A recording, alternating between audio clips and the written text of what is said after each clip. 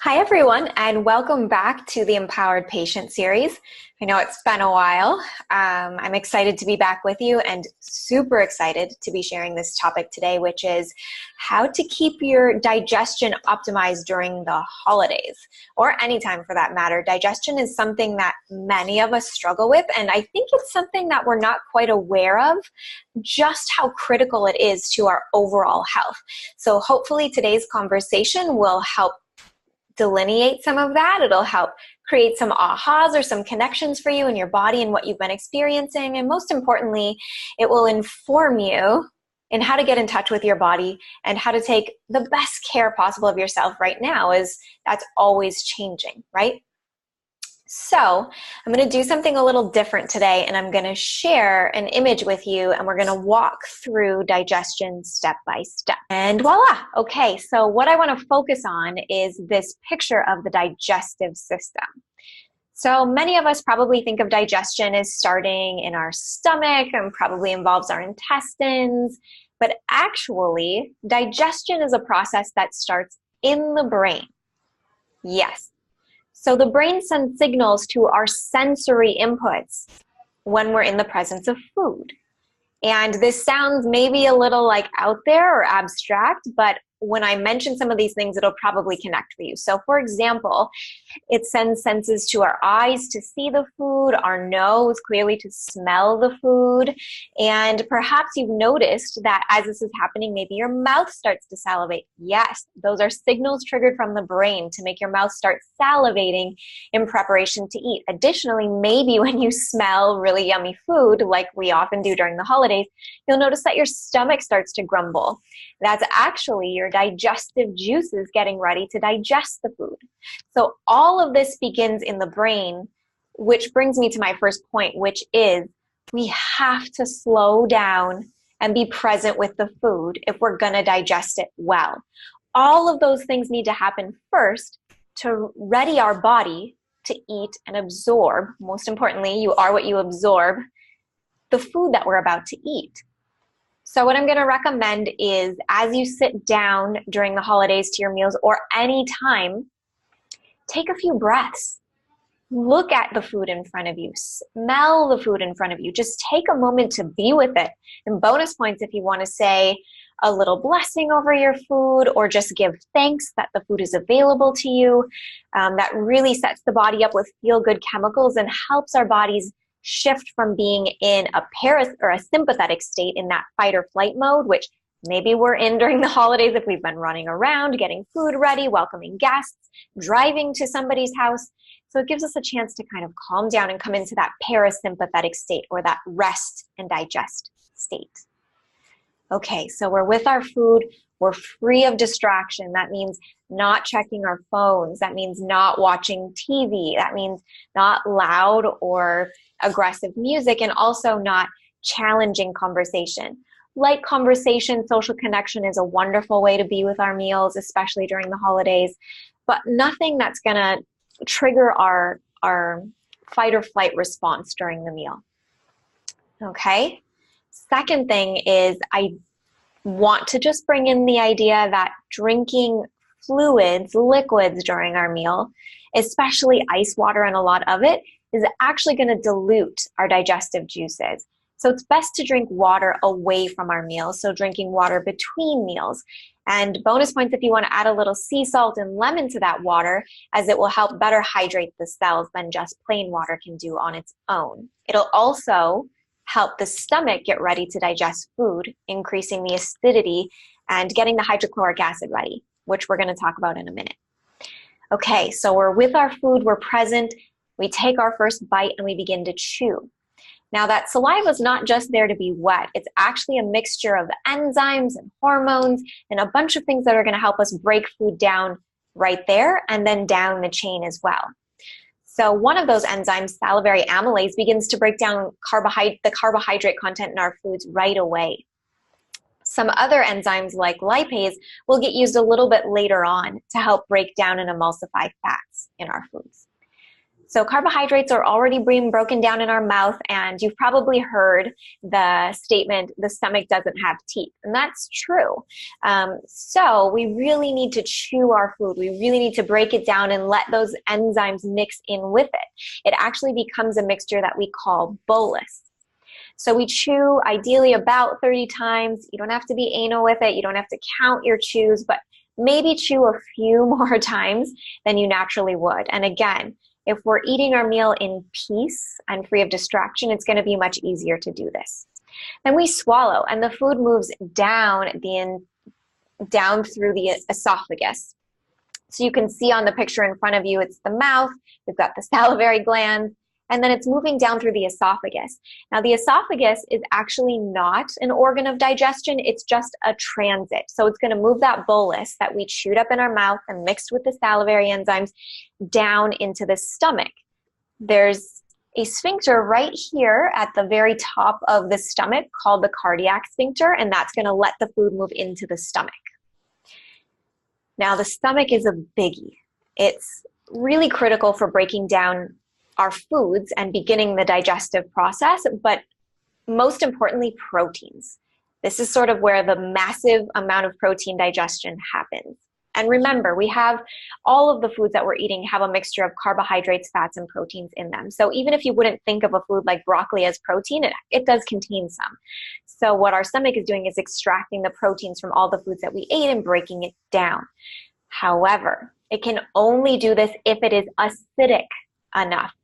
And if you're familiar with the pH scale, we know that the smaller numbers as we move toward 1 are very acidic, and then as we move up toward 10, it becomes more alkaline.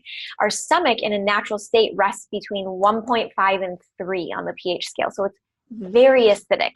Hydrochloric acid, which is going to break down all of those proteins with the help of pepsin, it releases, when it's released into the stomach, it's at a pH of 0.8, so it's almost pure acid. And this is a good thing. Now, TV commercials for Prilosec and Zantac and Pivoter probably tell you otherwise. But actually, 90% of us are walking around with too little stomach acid. And too little stomach acid leaves that food sitting in the stomach, makes the stomach expand. The food can begin to rot.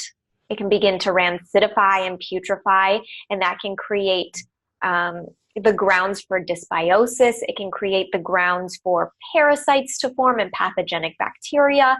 And it can also cause like swelling in the stomach that's going to move that food back up through the esophagus, which we know as indigestion, acid reflux, and GERD. So while we've been told that those conditions are actually due to too much acid, they're not. They're due to too little acid. And not having enough stomach acid is what's pushing those foods back up into the esophagus. Now, the reason that it burns is because the esophagus is not meant to digest our food. It's neutral. It's even a little bit alkaline as far as pH goes. So even though the stomach isn't producing enough acid, it's way more acid than the esophagus. And when the food gets pushed back up, that burns the esophagus. Now, if we have enough stomach acid, here's what happens as that food gets dropped through the sphincter into the stomach. HCl is going to release and start breaking down those proteins with the help of pepsin. If we don't release HCl, we don't release pepsin, and proteins don't get broken down. So we need that HCl. And fun fact, HCl in its full form is hydrochloric acid. So some of the things we need to produce this in our body is zinc and chloride, which we can get from high quality salt. Okay, some zinc sources, if you aren't aware yet, are high quality grass-fed pastured red meats, liver, oysters, fish, poultry. These are all great sources of zinc. Okay, so incorporating those into your diet can be helpful if your body's producing enough stomach acid, because if we're not, remember, we can't break down the proteins. So it's sort of a vicious cycle. We need zinc to make HCl. We need enough HCl to break down the proteins, which are a zinc-rich source. All right? So that's what's happening in the stomach. The stomach is coating itself with mucus, and it's releasing HCl and pepsin, breaking down those proteins. And as it moves down to the bottom of the stomach, this very acidic paste is now called chyme, C-H-Y-M-E, chyme. okay? And it must be acidic enough to begin the next step of the process in the small intestine. So it's really the acidity that triggers the next step in digestion. So it gets released through the pyloric sphincter and into the small intestine. The small intestine was able to sense the acidity of the stomach, and it coated itself with mucus because it is more alkaline naturally, and it also has only a very small barrier.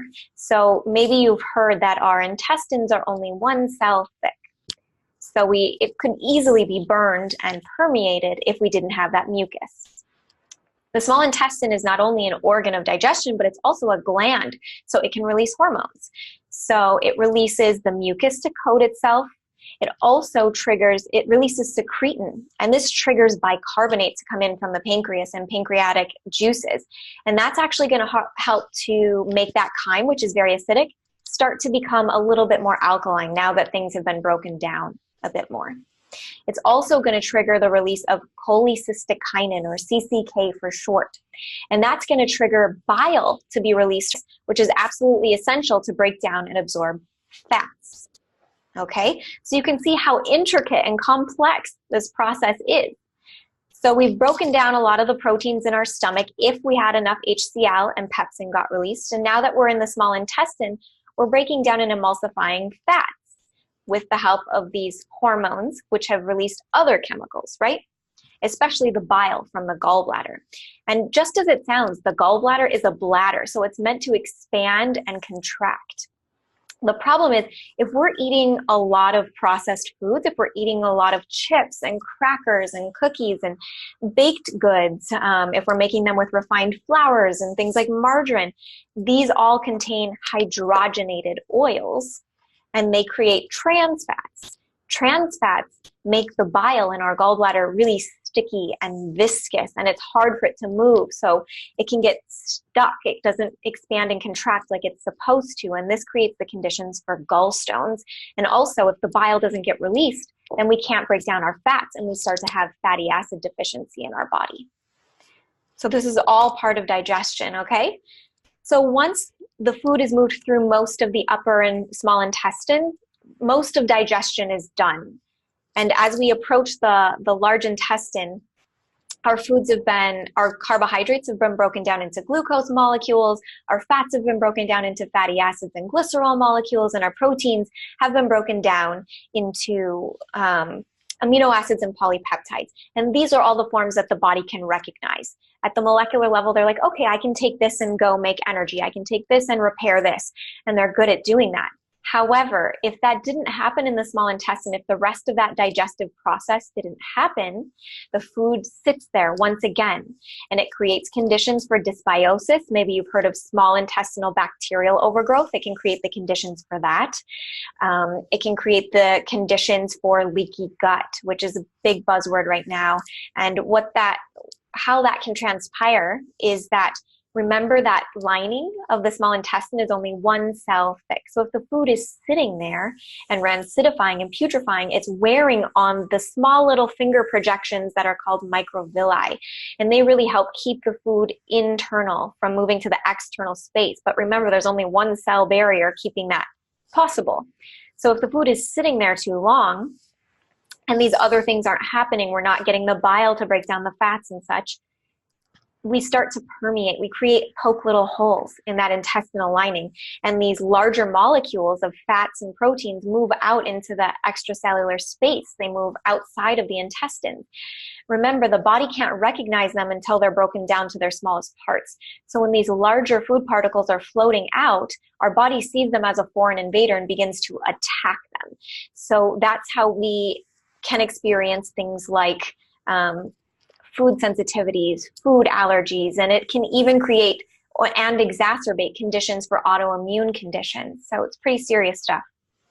But let's say that the stomach had enough acid and it released pepsin and moved down into the small intestine, where we released secretin and the bicarbonate to make it more alkaline, and we release the bile to break down the fats, and we release the enzymes to continue the chemical process of digestion, all as well, right? Now we're moving to the large intestine, which begins on our right lower side with the ileocecal valve. So that's where it moves into the large intestine. So it's close to the appendix. So if you've ever eaten foods and maybe you felt some pain down there and you thought maybe it was your appendix, but it wasn't quite so sharp or it went away, could be that your ileocecal valve got jammed up, okay? So once food moves into the large intestine, this is sort of our recycling center.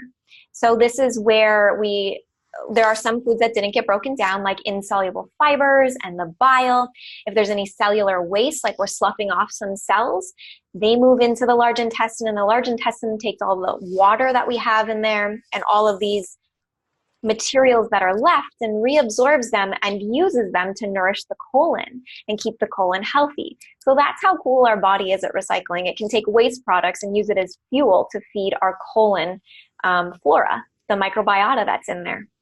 And that's really important for keeping the colon healthy and for moving food along through it. Okay?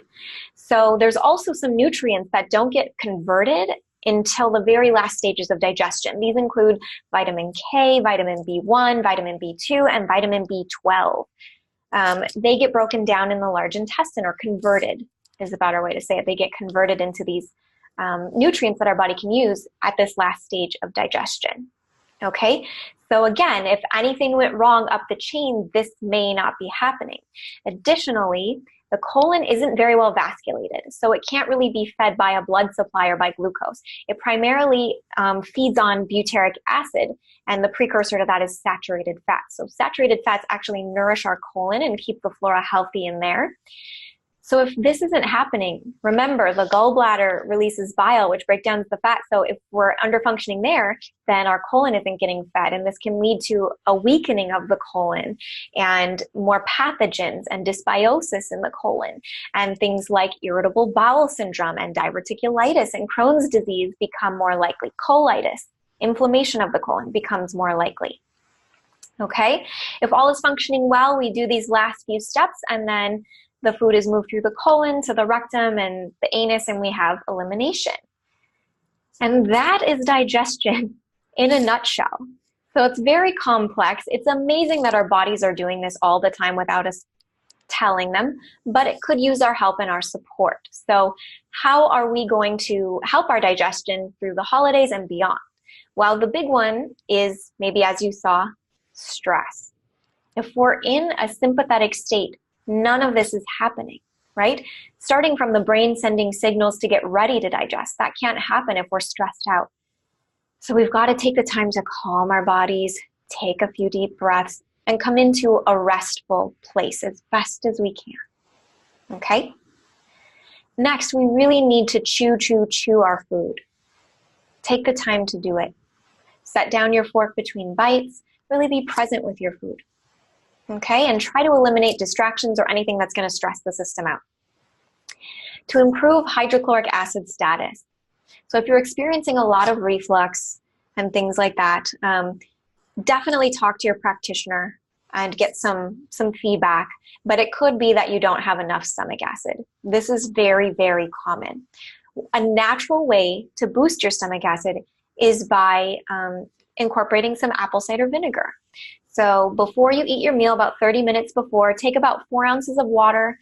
You can start very small. Start with like half of a teaspoon of apple cider vinegar, squirt some lemon and a little bit of sea salt in there, and create like a little digestive tonic for yourself. Drink that before your meal. And you can work your way up to about a tablespoon of apple cider vinegar. Probably don't want to take it alone. Some people do and are fine, but it is very acidic and it can begin to wear away the enamel on your teeth. So dilute it with water, about 4 ounces of water. And you can do that before every single meal. Okay? There are also hydrochloric acid supplements, but definitely talk to your practitioner or someone who's supporting you with your health before you begin to incorporate those things. All right? And as you can see, our body needs healthy fats. to digest properly. So incorporating a wide variety of healthy fats from all different kinds of sources, plant sources, animal sources, making sure that they're high quality sources. So if you're eating animal proteins and you're getting some fats through that way, or you're eating butter or coconut oil, making sure that it's organic, making sure that it comes from grass-fed cows. Remember, cows are ruminants, so when they're eating other things, they're not digesting well, and then we're using their products. So getting high quality sources of those foods. If you're eating some of the omegas, like plant omegas, that's great. If you're going to eat nuts and seeds, it's best to soak and sprout them so that the anti-nutrients aren't binding to minerals and stealing them from your body. Avocados are a great source. Olive oil is great. So just incorporating a wide variety of high quality fats is a great way to support your digestion as well. Okay? And drinking water away from your meal. So that's something I already mentioned, right? But if we are drinking water, especially ice water, during our meals, it's going to dilute the hydrochloric acid. It's going to dilute the gastric juices, and we're not going to be as well equipped to digest our food. So try to drink your water between your meals. First thing in the morning, remember, with a lemon and the sea salt, and then between breakfast and lunch, between lunch and dinner. Is a great way to keep your body hydrated without diluting your gastric juices. Okay? A few other things that can dilute your gastric juices include caffeine, alcohol, eating a lot of carbohydrates, especially refined carbohydrates, and sugars. So just keep an eye on your intake of those things, and keep an eye on your digestive status. If you notice that you're tending to have more bloating or cramping, or you feel really fatigued after a meal, or you're feeling nauseous after a meal, check in on if you've been having or consuming more of those things recently, and try easing back on those, as well as the other steps, and see if you can digest your food well, without bloating, without cramping, without constipation, without brain fog or fatigue afterward.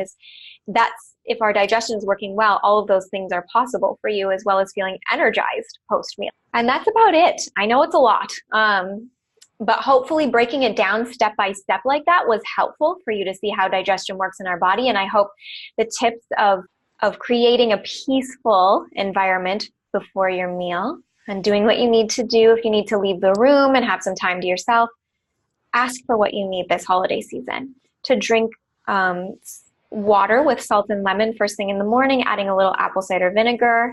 That can be a great digestive tonic. Drinking water away from your meals, between meals.